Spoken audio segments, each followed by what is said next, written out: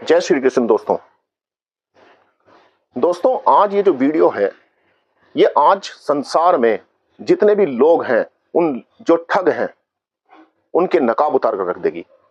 जो वास्तव में जिनके भीतर षड्यंत्र है उन लोगों के षड्यंत्रों को तार तार कर देगी। शायद आप भी समझ जाओ कि कौन व्यक्ति कैसा है। आज इस वीडियो को आप अंत तक अवश्य देखना। हमें बचपन से सिखाया जाता है कि आप किसी भी गलत बात का विरोध मत करो। आप चुपचाप स्कूल जाओ, आप पढ़ो, अपने घर आओ और संसार से आप अपना नाता तोड़ लो। आप केवल अपने बालकों पर, अपने ऊपर और अपने परिवार पर ध्यान दो।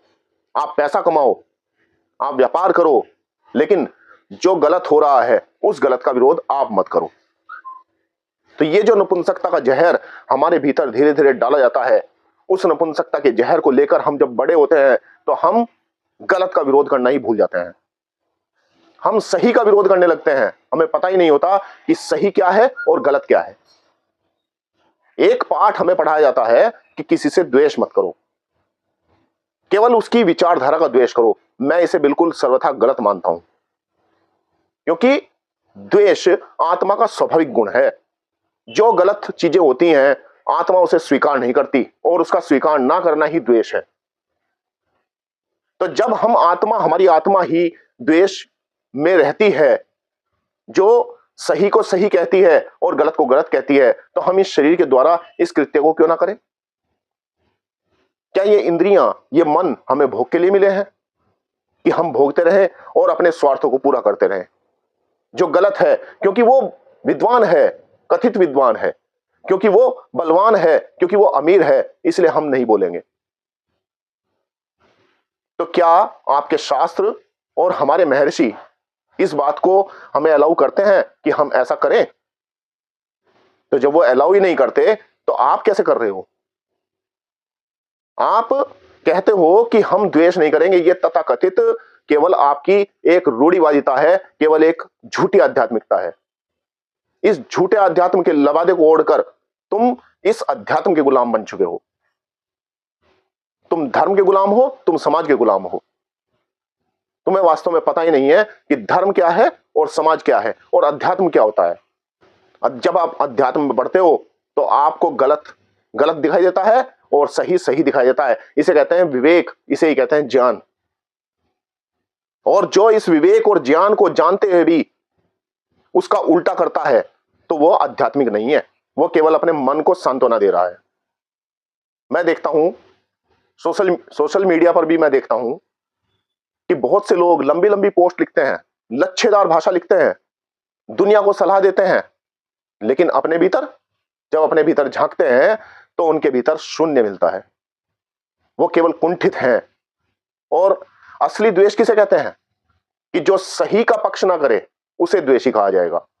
जो गलत का विरोध करे वो कभी द्वेषी नहीं होता, क्योंकि वो समाज और राष्ट्र को मुख्य रखते हुए उस गलत का विरोध करता है। ये जो हमारी झूठी धारणाएं हैं जिन्हें हम ढो रहे हैं, इन झूठी धारणाओं से अगर हम निकलेंगे तब हम स्वतंत्र होंगे, नहीं तो हम परतंत्र ही रहेंगे। महर्षि दयानंद ने अगर कोई वेद अनुरूप बात बताई है तो वो वेद अनुरूप है, वो उनका अपने मन का विचार नहीं है कि उन्होंने खुद का विचार दे दिया। हमें इस बात को जानना होगा। ऋषि दयानंद को हम पढ़ते तो हैं, लेकिन उनके ऊपर विचार नहीं करते, ना उन्हें अपने आचरण में उतारते हैं। इसी कारण आज ऋषि दयानंद जैसा व्यक्ति समाज में दिखाई नहीं देता, क्योंकि उसका दमन कर दिया जाता है।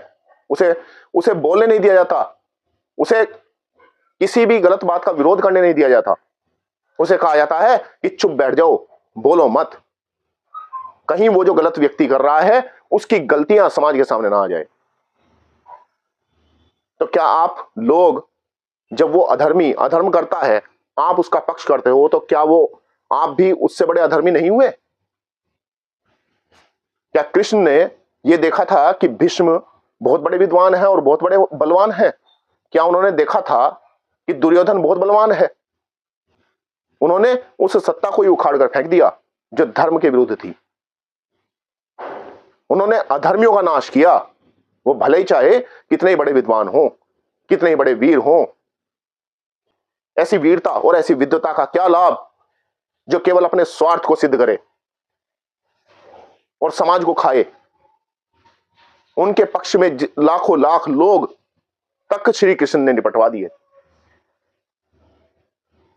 और ये जो मोह हम लिए घूम रहे हैं ना, मेरा उस व्यक्ति के प्रति मोह है, मेरा उस व्यक्ति के प्रति मोह है, तो ये मोह तुम्हारे रास्ते का रोड़ा है, यही तुमसे पाप कराता है और तुम नहीं समझोगे। क्यों? क्योंकि तुम्हारे भीतर जो कथित विद्वता है वो उछाले मारती है। क्रांति को आप होने नहीं देते, उसका दमन कर देते हो। आप सब निर्गुणी लोग गुणवान व्यक्ति को उठने नहीं देते, उसे आगे नहीं आने देते। जैसे पहले राजा दरबारियों से, जैसे पहले राजा अपने दरबार में झूठे कवि रखता था ना, वो फिर उनकी झूठी कविताएं गाते थे, तो इसी प्रकार आप लोग भी हो। आप लोग झूठी प्रशंसाएं और झूठे गुमान में रहते हो। आपको झूठी प्रशंसा अच्छी लगती है। क्यों? क्योंकि आप आत्मिक नहीं हो, आप केवल शारीरिक हो और आपको धर्म से कोई लेना देना ही नहीं है। आपके विरोध के स्वर केवल वहां उठते हैं जहां आपको लगता है कि हम इसका दमन कर सकते हैं। इन सत्ताओं के खिलाफ, इन गुरुडमों के खिलाफ, ये जो बड़े बड़े बाबा, बड़े बड़े तथाकथित विद्वान हैं, इनके खिलाफ तुम्हारे मुंह से स्वर भी नहीं फूटते। क्यों? क्योंकि तुम्हारे भीतर आत्मा नहीं है। श्री कृष्ण अर्जुन से कहते हैं, कुतस्तवा कश्मिल मिदम विस्मय समुपस्थितम अनार्य जुष्टम स्वर्गम कीर्ति करम अर्जुन। कि हे अर्जुन, जिस मोह में तू लिपटा है ना, इस मोह के कारण इस असमय जो तुझे अनार्य वाला जो भाव तेरे अंदर उठा है वो तेरी कीर्ति नहीं करेगा। इसका विपरीत भी आप विचार कर लो। कृष्ण के कहने का अर्थ यह है कि अगर अर्जुन तूने आज ये कर्म नहीं किया तो तेरी कीर्ति नहीं होगी, जिस कारण तुझे फॉलो करने वाले लोग इस कीर्ति करने वाले कर्म को छोड़ देंगे, यानी कि वो अधर्म का आचरण करेंगे, वो धर्म का आचरण नहीं करेंगे। तो आज ये समाज, ये व्यक्ति, ये राजनीतिक लोग जो हिंदुओं को बचाने की बात करते हैं और उन्हीं के सर पर पैर रखकर सत्ता में पहुंचते हैं, उसके बाद ये भूल जाते हैं कि इन हिंदुओं ने ही वोट देकर तुम्हें जिताया था। आज सब कुछ भ्रष्ट है और इस भ्रष्टता के खिलाफ कौन बोलेगा? क्या महर्षि दयानंद ऊपर से उतरने वाले हैं? क्या कृष्ण जी ऊपर से उतरने वाले हैं? क्या श्री राम ऊपर से उतरेंगे? अरे जब किसी लड़की के साथ कोई अभद्र व्यवहार होता है तो आप लोग बोलते नहीं, आप लोग देखकर भी अनदेखा कर देते हो, क्योंकि आप लोगों को जीना है। और जो क्रांति करने वाला व्यक्ति होता है उसे जीने से मरने से कोई मतलब नहीं होता, क्योंकि उसे पता है मेरे तो पता नहीं कितने जन्म हो चुके हैं और कितने जन्म आगे होंगे। आप कोई आध्यात्मिक नहीं हो, आप कोई धार्मिक नहीं हो, आप कोई सामाजिक नहीं हो। ये सब झूठ के लबादे उतार कर फेंक दो। धीरे धीरे मेरी जो ये प्रखर आवाज है ये और ज्यादा प्रखर होगी, आपको अंदर तक चीरेगी, आपको आपकी सत्यता बताएगी कि आप हो क्या। आप समाज में अपने आप को प्रतिष्ठित मान सकते हो, लेकिन मेरी निगाह में आप कोई प्रतिष्ठित नहीं हो। अगर आप धर्म के पक्ष में और समाज के पक्ष में निष्पक्ष रूप से नहीं खड़े होते तो मेरे लिए आप कोई मायने नहीं करते। और मैं तो यहां तक कहता हूं कि अगर कोई आपके परिवार में भी ऐसा हो तो उसका भी पक्ष मत करो। ये मोह आपको एक दिन गर्त में डालकर छोड़ेगा। आपके भीतर कोई क्रांतिकारिता बची नहीं है। ये झूठी क्रांतिकारिता के लबादे उतार दो, इन्हें ओढ़कर मत चलो, क्योंकि हो सकता है कि नाम के साथ आपको उखाड़ फेंक दिया जाए।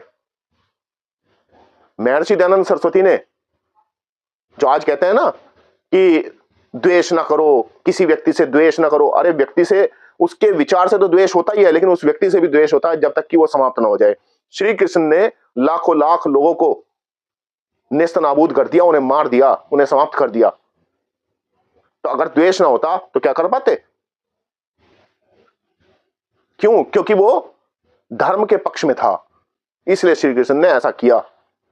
तो अगर कोई धर्म के पक्ष में आकर किसी गलत व्यक्ति का विरोध करता है तो वो द्वेष की श्रेणी में नहीं आता। विद्या को पढ़ना जानो, विद्या को समझना जानो। ये फालतू के विचार लिखने बंद कर दो, फालतू के विचार बताने बंद कर दो, कोई लाभ नहीं है। जब आप ही जागे नहीं हो तो आप दूसरे को कैसे जगाओगे? आत्मा तो एक क्रांतिकारी वस्तु है। आत्मा कभी भी गुलाम नहीं होती, आत्मा स्वतंत्रता चाहती है, आत्मा सुख चाहती है। लेकिन आप कुंठित हो, आपकी मानसिकता कुंठित है। इस कुंठित मानसिकता से बाहर निकलो, नहीं तो ना ये देश बचेगा ना आप लोग बचोगे। राजनेताओं के तलवे चाटने से कुछ नहीं होना, कुछ नहीं होगा। और मैं तो अपने देश की जनता से भी ये कहूंगा कि जो जो इन राजनेताओं के तलवे चाटते हैं उनसे दूरी बना लो, उनसे हमारा कोई संबंध नहीं।